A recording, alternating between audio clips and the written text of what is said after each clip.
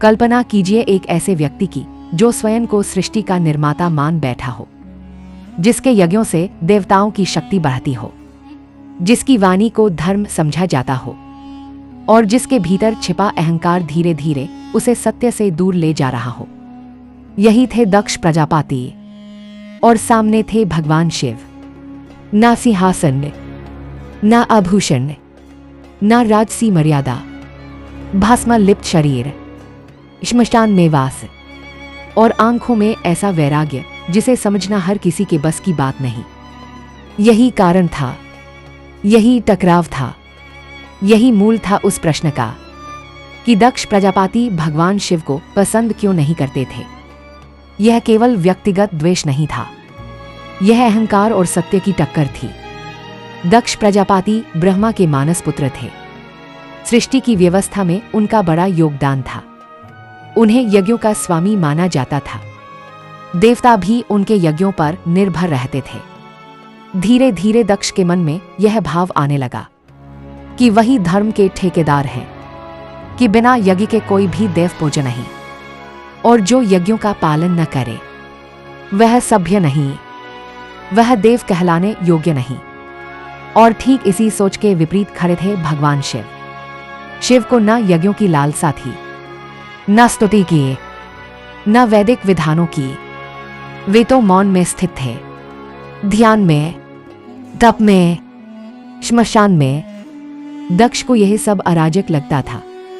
उन्हें लगता था जो व्यक्ति भस्म लगाता है, जो गले में सर्प धारण करता है, जो प्रेतों और गणों के साथ रहता है, वह मेरी पुत्री का योग्य पति कैसे हो सकता है। जब सती ने शिव को अपना पति चुना तब दक्ष के भीतर का अहंकार पूरी तरह आहत हो गया। दक्ष को लगा यह उसका अपमान है कि उसकी पुत्री जो यज्ञों की भूमि में पली बढ़ी, उसने एक ऐसे व्यक्ति को चुना जो यज्ञों को तुच्छ समझता है। पर सती जानती थी कि शिव को न समझ पाना अज्ञान है। दक्ष शिव को इसलिए भी पसंद नहीं करते थे क्योंकि शिव किसी के अधीन नहीं थे, ना ब्रह्मा के, ना विष्णु के, ना यज्ञों के। और अहंकारी व्यक्ति को सबसे अधिक डर उसी से लगता है जो उसके नियंत्रण में ना हो। शिव नियमों से बंधे नहीं थे, वे स्वयं नियम थे। दक्ष के लिए धर्म कर्मकांड था, विधि विधान था। शिव के लिए धर्म चेतना था, अनुभव था। यही दूरी धीरे धीरे घृणा में बदल गई। जब दक्ष ने विशाल यज्ञ का आयोजन किया तो उन्होंने जानबूझकर शिव को आमंत्रित नहीं किया। यह केवल निमंत्रण न देना नहीं था, यह शिव के अस्तित्व को नकारना था। सती ने जब यह सुना तो उनका हृदय व्यथित हो उठा। एक और पति, दूसरी ओर पिता, वे बिना बुलाए यज्ञ में पहुंची, यह सोचकर कि शायद पिता का हृदय पिघल जाए। पर यज्ञ स्थल पर जो हुआ वह इतिहास बन गया। दक्ष ने खुले रूप में शिव का अपमान किया, देवताओं के सामने, ऋषियों के सामने। कहा गया वह भस्मधारी, वह श्मशानवासी, वह सभ्यता के योग्य नहीं, वह देव नहीं हो सकता। सती ने जब यह सुना तो उन्हें समझ आ गया यह केवल शिव का अपमान नहीं, यह सत्य का अपमान है।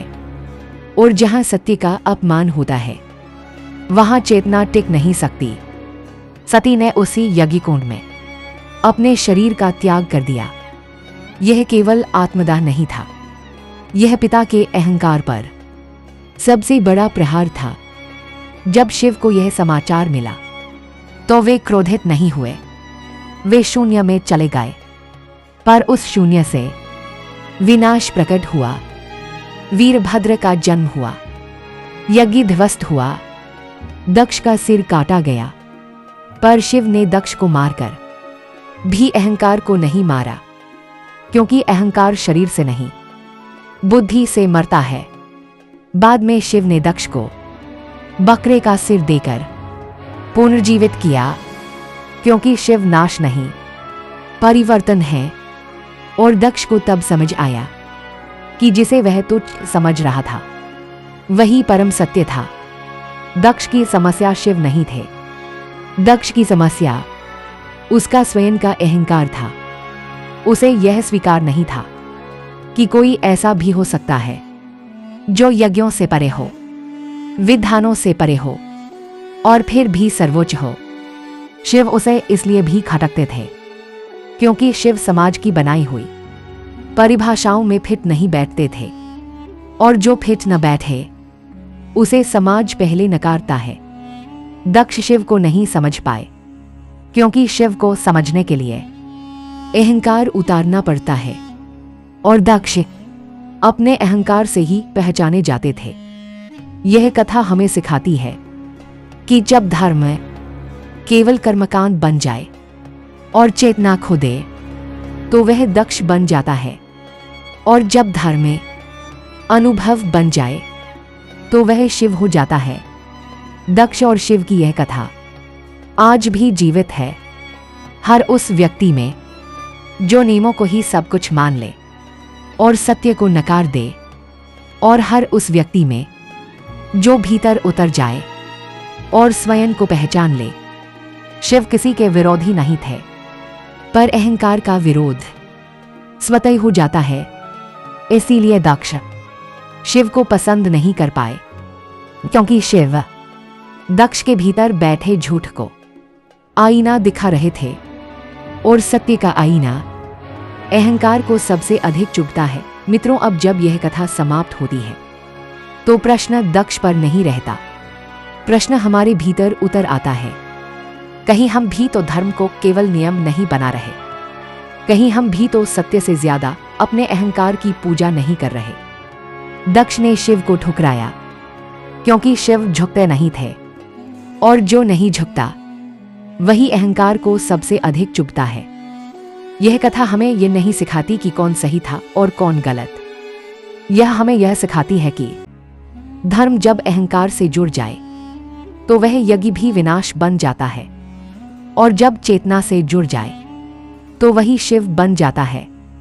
यदि यह कथा आपके मन में कुछ छोड़ गई हो तो समझिए शिव ने आपको छू लिया है।